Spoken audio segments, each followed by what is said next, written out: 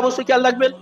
এবারে আপনি মসজিদে নববীতে আজকে প্রথম হাজিরি আপনার, দেখুন এটা হলো টয়লেট, বাথরুম।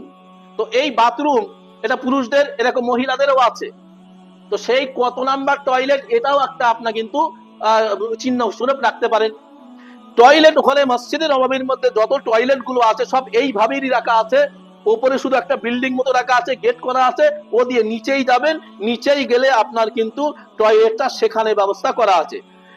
মসজিদে নববীতে এটা এটা দেখুন উইমেন মানে মহিলাদের, তো মহিলাদের টয়লেট বা পুরুষদের টয়লেট দেখুন এইভাবে এক্সিলেটর থাকবে, চলমান সিঁড়ি, আপনি ওখানে নিচে নেমে আপনার কাজ সেরে অজু করে সেখান থেকে আপনি আবার উপরে আসবেন। তো এখানে নিচেই টয়লেটের ব্যবস্থাটা কেন? মসজিদে নববীর যত বড় এরিয়া আছে, এখানে যত টয়লেট আছে সব কিন্তু নিচেই ব্যবস্থা। কেন? যেহেতু আমার আপনার দয়ার নবী সাল্লাল্লাহু আলাইহি ওয়াসাল্লাম মসজিদে নববীর মধ্যে রওজা আতহারের মধ্যে তিনি আরাম করছেন, আর আমরা যদি উপরে টয়লেট করি ওই চত্বরের মধ্যে, তাহলে এক ধরনের বিয়াদবি হবে। তাই ওখানকার যত টয়লেট সব নিচেই করা আছে। তাহলে এটাও আপনি একটা চিহ্ন বা নিশানা রাখতে পারেন। বিভিন্ন কিতাব বা বিভিন্ন বইতে পড়বেন, সেখানে দেখবেন কাবা শরীফে বাবুস সালাম বলেছেন, আর মসজিদে নববীর মধ্যে প্রথম ঢোকা বাবু জিবরিল আলাইহিস সালাতু ওয়াস সালাম দিয়ে সুন্নত। এই গেটটা হলো বাবু জিবরাইল আলাইহিস সালাতু ওয়াস সালাম। এই গেট দিয়ে হযরত জিবরিল আলাইহিস সালাতু ওয়াস সালাম যখন ওহী নিয়ে আসতেন, দাহিয়াতুল কলবি রাদিয়াল্লাহু তাআলা নূর সূরাত, তার অবস্থা ধরে মানুষের আকৃতি নিয়ে হুজুরের কাছে যেতেন এবং ওহী শোনাতেন, তারপর আবার সেখান থেকে তিনি চলে যেতেন। তাই এই গেটটা হলো খুবই বরকতপূর্ণ এবং এখান দিয়ে ঢোকাটা হলো সুন্নত। কিন্তু বর্তমান যে পরিস্থিতি, যেহেতু লকডাউনের পর থেকে রিয়াজুল জান্নায় ঢোকার জন্য অ্যাপার্টমেন্ট নিতে হয়, তাই এই গেটটা কিন্তু সবসময় বন্ধ থাকে। আপনি এখন গেলে আর আপনি এর মধ্যে ঢুকতে পারবেন না। তাহলে আপনি বললেন কেন, বলবো, বলার দরকার কি? হ্যাঁ, বলার দরকার এই জন্যই আপনাকে বলছি যে আপনি যদি সুযোগ পান, কি সুযোগ পাবেন? অ্যাপার্টমেন্ট নিয়ে যেদিন আপনি যাবেন, কোথায়? আপনি রিয়াজুল জান্নার মধ্যে। তো রিয়াজুল জান্নার মধ্যে যাওয়ার পরে কোনো কোনো সময় এই গেট পর্যন্ত পুরো খোলা থাকে, এদিকটা বন্ধ থাকে না, যাওয়ার সময় বন্ধ, কিন্তু আসার সময় রাস্তাটা খোলা থাকে। তো আপনি সেই সুযোগ যদি পেয়ে যান, তাহলে একবার এই রাস্তায় এসে গেলেন, তাহলে একটা বরকত আপনিও পেয়ে যাবেন। এটা ওয়াজিব ফরজ বলছি না, এটা একটা ফজিলত। মসজিদে নববীর আজকে আপনি প্রথম হাজিরি দিলেন। প্রথম হাজিরি যখন দিলেন, তো আপনার কাজ নামাজের ওয়াক্ত যদি হয়, তাহলে নামাজের ওয়াক্তে নামাজ শরীক হয়ে যাবেন। আর নামাজের ওয়াক্ত যদি না হয়, তাহলে মসজিদে নববীর যে কোনো গেট দিয়ে আপনি ভিতরে প্রবেশ করুন। ভিতরে প্রবেশ করে প্রথম মসজিদের হক 2 রাকাত তাহিয়াতুল মসজিদ আদায় করে নেন। মক্কায় যখন যাবেন প্রথম তওয়াফ, কিন্তু মসজিদে নববীর মধ্যে যখন আসবেন, প্রথম আপনি 2 রাকাত তাহিয়াতুল মসজিদ আদায় করে নেন। আদায় হয়ে গেলে এবারে আপনি 1 নাম্বার গেট খোঁজ করুন। 1 নাম্বার গেট বাবুস সালাম। এই গেট দিয়ে আপনাকে আমাকে ঢুকতে হবে। ডাইরেক্ট গিয়ে গেট পাবেন না, অনেক দূর থেকে ব্যারিকেড করা আছে, সেখান থেকে আসতে হবে ঘুরে ঘুরে লাইন লাগিয়ে, তারপরে 1 নাম্বার গেটে আপনি আসবেন। 1 নাম্বার গেটে আসার পর দেখুন এই হাজার হাজার মানুষ সবাই যাবে, আপনিও যাবেন, আমিও যাব ইনশাআল্লাহ। তো এইভাবে যখন এই গেট দিয়ে আমরা ঢুকবো, আজকে আপনার সেই স্বপ্ন পূরণ হবে, যে স্বপ্ন সেই বাচ্চাবেলার থেকে আপনি আমি পুষে রেখেছি। এখন আমার রাসূল সাল্লাল্লাহু আলাইহি ওয়াসাল্লামের দরবার পর্যন্ত পৌঁছে গেছি। এবারে ইনশাআল্লাহ একদম সামনাসামনি গিয়ে আমার রাসূলকে আমরা সালাম দেব ইনশাআল্লাহ। 1 নাম্বার গেট দিয়ে যাবেন, দরুদ শরীফ পড়তে আরম্ভ করুন। খুব ভদ্র নম্রতার সঙ্গে, একগ্রতার সঙ্গে, ভক্তির সঙ্গে, মহাব্বতের সঙ্গে দরুদ শরীফ পড়তে পড়তে আপনি আগে বাড়ুন। 1 নাম্বার গেট দিয়ে আসবেন, আস্তে আস্তে দেখবেন এই যে চিত্রটা আপনারা দেখছেন এভাবে আসবে। প্রথম যে দুটো ছিদ্র আপনারা দেখছেন, এটা কোরাস মারা আছে, এখানে কিন্তু কিছু নেই, এটা সংস্কারের পরে একটু বাড়ানো হয়েছে।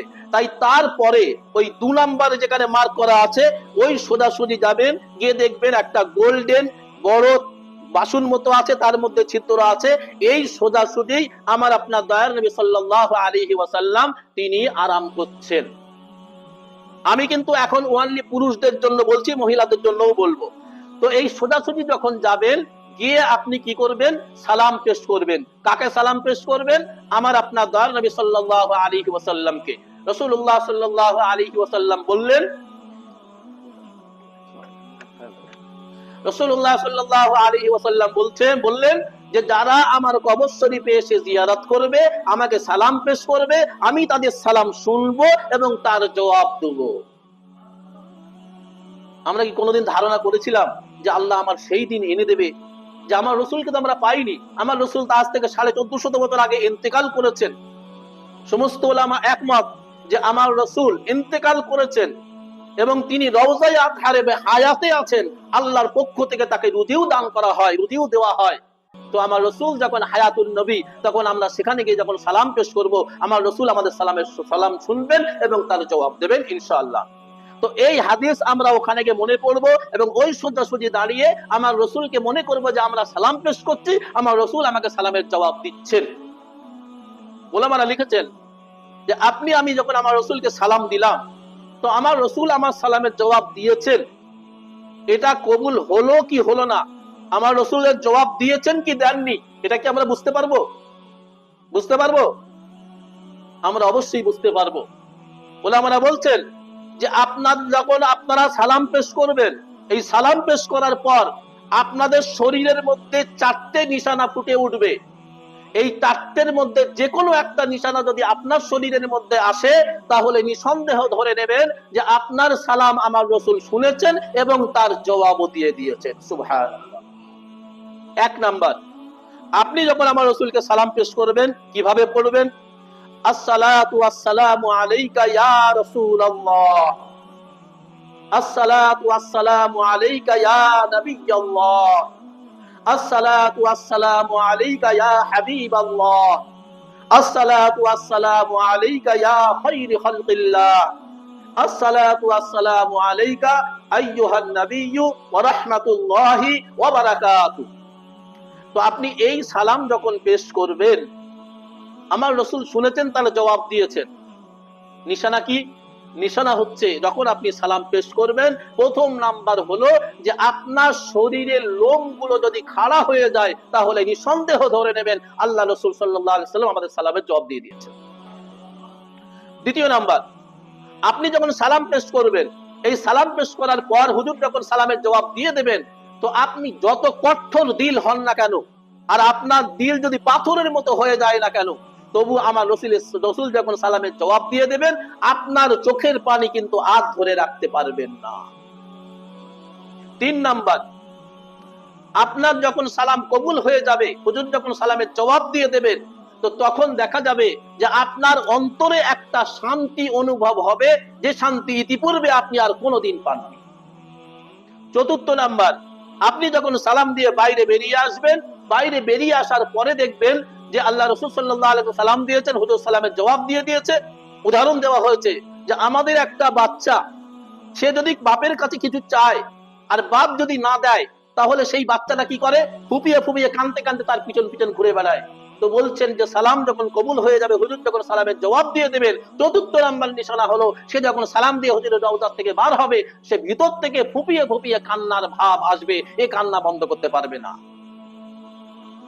এবারে 3 নাম্বার দেখুন, যে 2 নাম্বার দেওয়া আছে, নাম্বারিং করা আছে, এই নাম্বারিং এর পরে 1, 2, প্রথম নাম্বার সোজাসুজি দেখুন রাসূলুল্লাহ সাল্লাল্লাহু আলাইহি ওয়াসাল্লাম লেখা আছে, ওই সোজাসুজি আমার রাসূলকে সালাম দিলাম।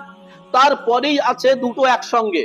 তো প্রথম নাম দুটো একসঙ্গের মধ্যে 2 নাম্বার মাঝেরটা, এই সোজাসুজি আছে আমাদের হযরত সাইয়্যিদানা হযরত আবু বকর রাদিয়াল্লাহু তাআলা আনহু। আবু বকর রাদিয়াল্লাহু তাআলা কে আমরা সালাম পেশ করব।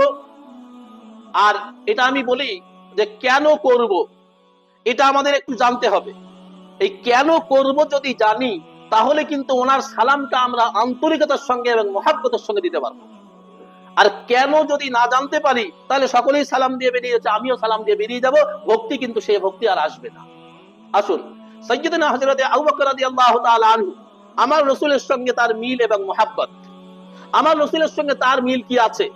প্রথম নাম্বার হলো, নবী এবং রাসূল ছাড়া আমার রাসূলের সবচেয়ে প্রিয় যদি কেউ থাকতে হতো, তিনি ছিলেন সাইয়্যিদুনা হযরত আবু বকর রাদিয়াল্লাহু তাআলা।